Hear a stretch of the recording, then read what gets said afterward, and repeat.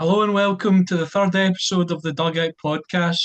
I'm your host, Alexander Cruikshanks, joined by my two co-hosts once again, Laurie Finlayson and Ethan Barlow. How are you doing, Laurie? Good. Thanks for having me on again. Hopefully, I didn't stink the place out too much in my debut episode last time out. Good to be back No, on. no. I thought you were excellent. Not as good as the man to your right on my screen though, Ethan Barlow. How you doing? I disagree with your previous statement, but yeah, I'm good. How are you? Yeah, I'm not bad, not bad. Lot of although the domestic season's over, a lot of football action coming up. As we're recording this, obviously the Conference League finals happening tonight in about 50 odd minutes, and at the weekend we have the UCL final, Real Madrid and Borussia Dortmund. And that's what we're going to talk about today. A little preview, go over what's their roads, each team's road to the final, and how we think it'll pan out. So first of all, I just want to jump in talking about Dortmund. It was quite an interesting road for Dortmund. Actually, they finished top of their group, but I believe they didn't score a goal in their first two games. That group was really interesting. Newcastle, AC Milan, PSG, and of course Dortmund. The way it panned out, felt like anything that could happen.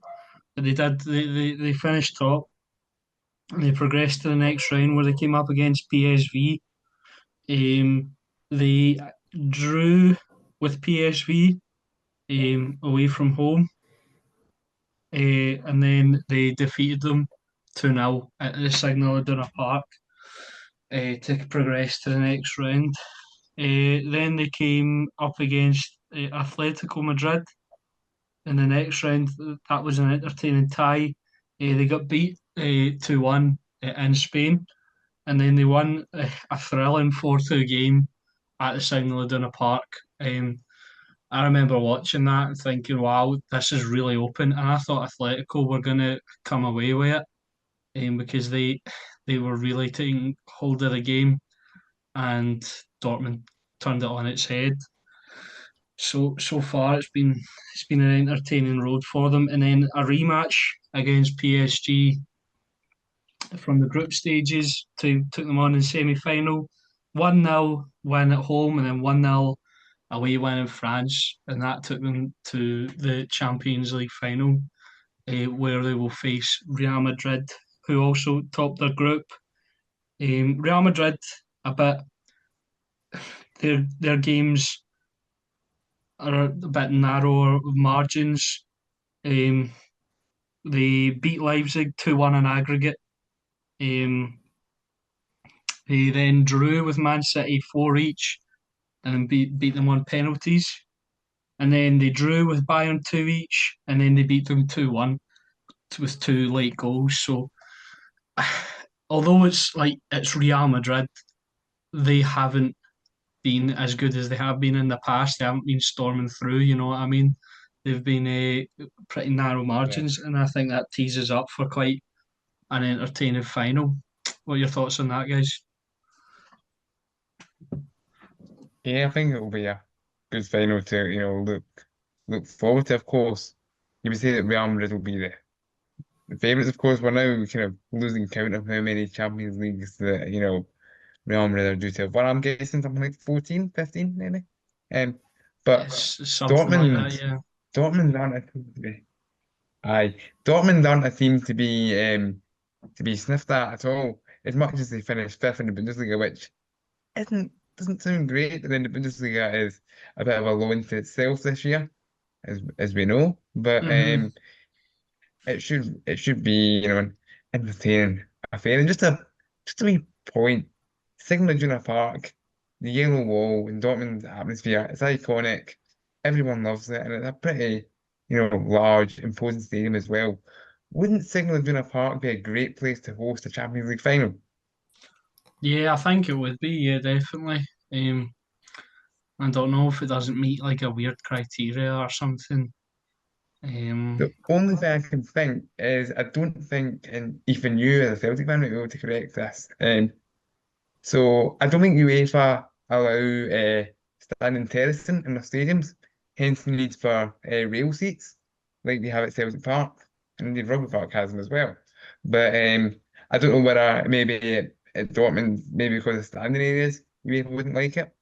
I maybe, don't know. don't know.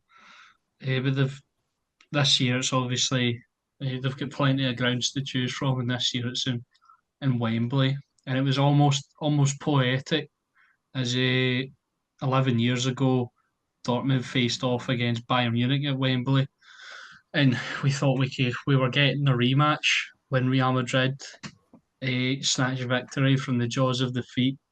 Hope I've got that phrase right. Hosselu in the dying seconds of the game. Ethan, what do you make of Real Madrid coming into this final?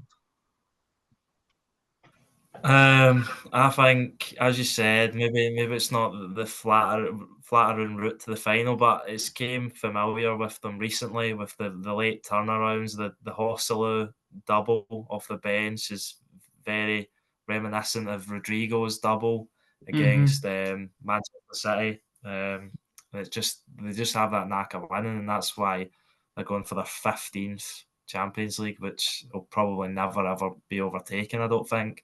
No, Um, Maybe 15 will be overtaken, but no one will ever overtake Real Madrid, I don't think. And this is just why it's just built in their club to make it to these finals and win these finals as they've done recently. And obviously, facing Dortmund, who lost 11 years ago, as you said. They won it back in '97 with Paul Lambert, former Scotland and Celtic captain, at the heart of that team. But yeah, it's looking a lot in Real Madrid's favour, but they're no Real Madrids of the past, and they can be no. overturned by Dortmund. But of course, Real Madrid are favourites going into it. Yeah, definitely. Although, like, I think Dortmund definitely do have. I think a lot of people are going into this thinking Dortmund have sort of like bungled their way to this, if you know what I mean. And it's really a David versus Goliath. But if you look at both the teams and how they've performed in this competition, I'd say it's pretty evenly matched. And they've definitely got some. Dortmund have some real big players who have been brilliant for them, especially in the Champions League. The likes of Matt Hummels and his revival. Ethan, I think you were aggrieved that he didn't make the Germany squad for the Euros. Yeah, yeah. Um, but he's been brilliant. Jadon Sancho coming on loan from Man United, reviving his career, has been brilliant. Nicholas Füllkrug's a reliable player to have up top. Um, Marcelo Sabitzer has been instrumental in their midfield as well. So I think they've got a lot of players that can definitely hurt Real Madrid. But on the other hand, Real Madrid have some quality players as well. Um, so I think it will definitely be interesting. Any thoughts on that, Laurie? Yeah, I think it will very much be an interesting tie-in on Max Hummels, as you mentioned. He's a guy who's obviously got that experience, absolute bags of it. I mean, he would have been in the squad, I was guessing, the starting 11 back in 2013 as well. And and of course, some of the other people that you mentioned, of course, there's a kind of common denominator with two of them. Of course, Jadon Sancho still being on the books of Man United despite really struggling. And of course, Marcelo Sabitzer having a spell there as well. Dortmund are a club who do have, the previous history of, you know, turning players' careers around, or at least even at, at best being the launch pad for a player's career. And I think people who want to call it a Davies versus Goliath final, or if Dortmund was to win it, almost a giant killing, I think that is a little bit harsh on Dortmund because they are a team with, good pedigree in football and good pedigree in this competition. I mean, as Ethan quite rightly pointed out a minute ago, 1997 winners with a Scotsman in the team, no less. It's they're not a team that you would want to write off I mean, Real Madrid will be coming into this with a lot of confidence for sure. But I would I would kind of like to see Dortmund getting a result on Saturday night because you know what they've got their own merit. They haven't bungled the way through, as you put it. They kind of had what you could argue, as cliche as it is, was the group of death. As much as they maybe not scoring goals at the start of it, Yeah, but a really tough group they had. yeah, definitely. Yeah. Are I was just you? going to say there. I was just going to say there that obviously you said about Mats Hummels and him and Marco Reus, the kind of only survivors from that defeat in Wembley 11 years ago to Bayern Munich. Mm, But fun enough, on the Real Madrid side, they had two players playing for Bayern Munich, Tony Cruz and David Alaba. Tony Cruz was injured for that match, but yeah, he's going for his sixth Champions League and his final club match, remarkably. mm, Crazy to think about. Yeah, definitely. What a high to go out on, for a, a legend of the game who's yeah. been, I think he's And I been mean, of course, it could underappreciated. definitely could be a Champions League win and a Euros win. I'm just gonna say it. I wouldn't, as much as Germany have struggled the last couple of tournaments, I wouldn't be that surprised if they turn it on in their home patch as well. And as much as they're about I to hope retire not. from the sport, I, I hope not as well. And I hope they don't do it in the first game. But But I mean, it's actually a shame for football that we're losing Tony Cruz, isn't it? Yeah, definitely. And talking about losing another player, he's not confirmed his retirement or anything, but Marco Reus will be leaving Dortmund at the end of the season. Imagine he finished the story with a UCL win, because although he was at somewhere, Yeah, I think he was at Mönchengladbach, but yeah, you Mönchengladbach. just Yeah, view him as a one club man, you know. He's been so loyal to yeah, them, he's and if that loyalty pays off, that'll be some end to the story for him. Yeah.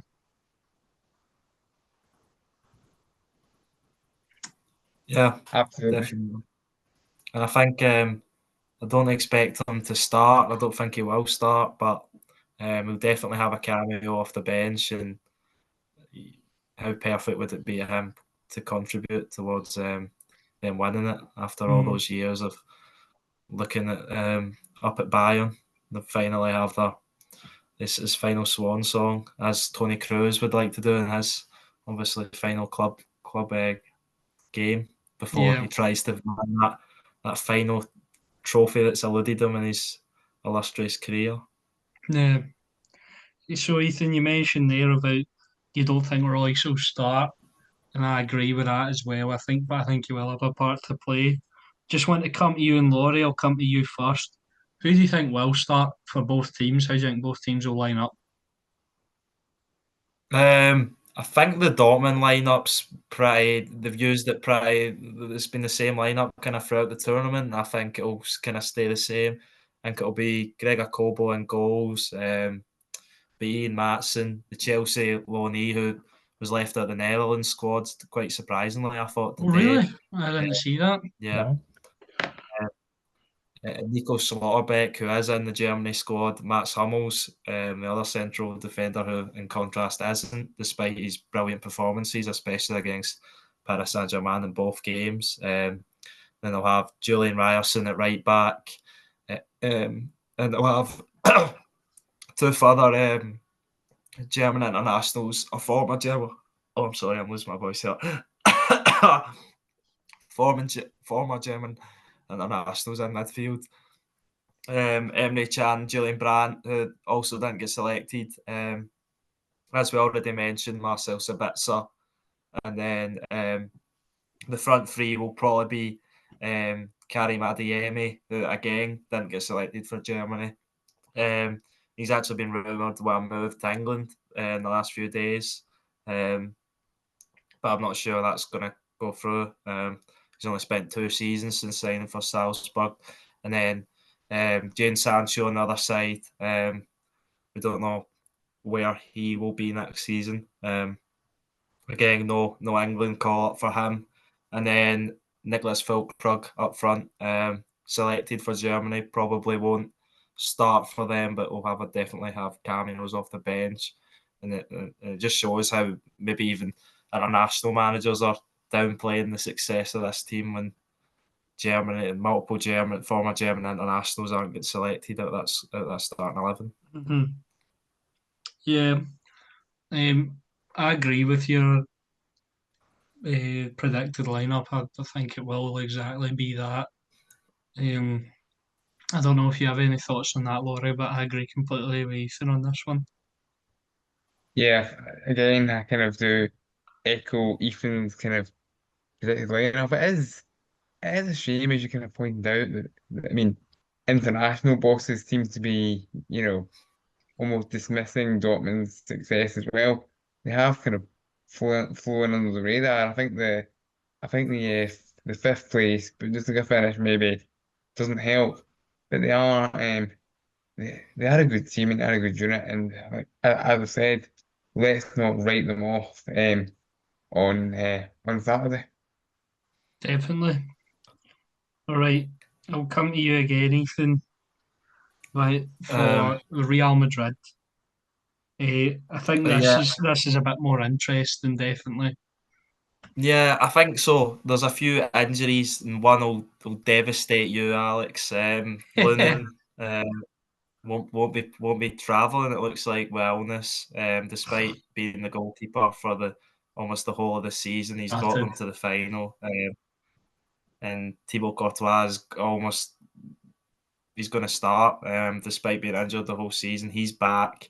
Lunen's fell ill at almost the perfect time for Courtois. So Courtois will be Unbelievable. in goals, despite not being selected for the Belgium squad, which is I found quite strange. And then in the defence, it'll be Ferland Mendy going for the second winners' medal in this competition, as is Antonio Rudiger. Also, of course, he won it with Chelsea against Manchester City in that final. He is selected for the German national team.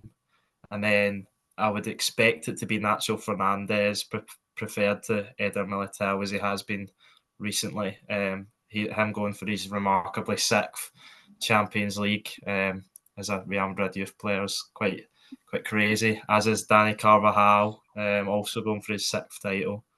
Hmm. David Alaba is out with cruciate ligament injury and he has been for quite a while. He's going to miss the Euros. And Yeah. the other major injury they've got is Aurelien Tchouameni, who Ancelotti said he's out with a foot injury and may miss a bit of France's journey in Germany. And Hmm. for the midfield, it will be Toni Kroos and sitting as the deeper role along with Eduardo Camavinga, who's not too bad for deputising for his compatriot, and he'll probably deputise for him at the Euros as well if Aurelien Tchouameni's not back for the first game. And then the front four kind of picks itself. You've got Federico Valverde, who set up the win on the 2022 final. You've got Jude Bellingham, who's just won La Liga Player of the Season and is probably the front runner for the Ballon d'Or. And then up front, you've got Vinicius and Rodrigo, who are tied for Real Madrid's fourth all-time top goal scorers in the Champions League with 20 goals apiece. Yeah, they show up in big moments, don't they, Rodrigo and Vinicius? Yeah. That's not a bad side you've read out there. And when you have Luka Modric on the bench, you have Brahim Diaz, Joselu, who's come up big this season. It's not it's not a bad team to have at all. Um, but yeah, I agree with the way I think that's the way they line up as well. I know that's probably a bit boring, but that's just the way I think though. People probably want me to say, "Oh, come in with some mad shout." The only change I'd make would be Lunin, but he's out. So yeah, that's the way I think they would line up. I'm gutted, by the way. about Lennon. He's had some Why season why are you so confident about Luton? because he's the third. He was the third choice goalie. They brought in Kepa when Courtois got injured. Then Kepa got injured, and this guy's stepped up to the plate. He's been brilliant. And and when I heard that Courtois could be starting the final because he came back, Ethan.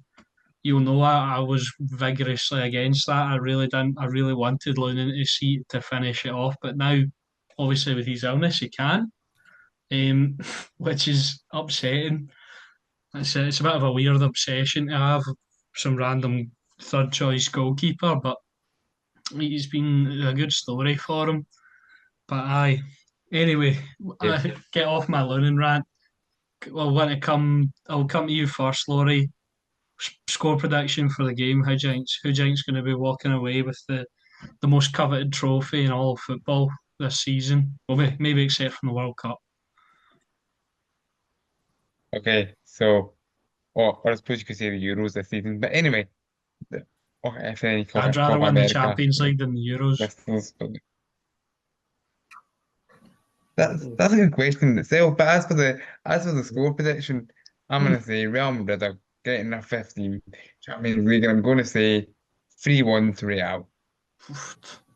Ethan, I'm going boring 1-0 Real Madrid. Vinicius Junior to turn up in the big games again on his route to the Ballon d'Or if he can win the Copa America. okay. I'm going 2-1 to Borussia Dortmund. Marco Reus with the winner. He's gonna do it. Brilliant. Okay, a fairy tale. I love a fairy tale. And I mean, if I get my goal scorer, I was going to go for a little bit of a fairy tale and scripted one. So I suppose Tony Cruz can get a goal for that sort of reason. Marco Reus, he can get one as well for Dortmund, and I suppose Jude Bellingham's going to score for Real, isn't he? So there we go. I'm going to go for the full on written in the stars kind of thing without Okay, Dortmund winning. okay, right. I think that'll do it for our third episode of the Dugout for this UCL preview. We've gone over the potential lineups, the injuries, the road to the final, and I think it's set up.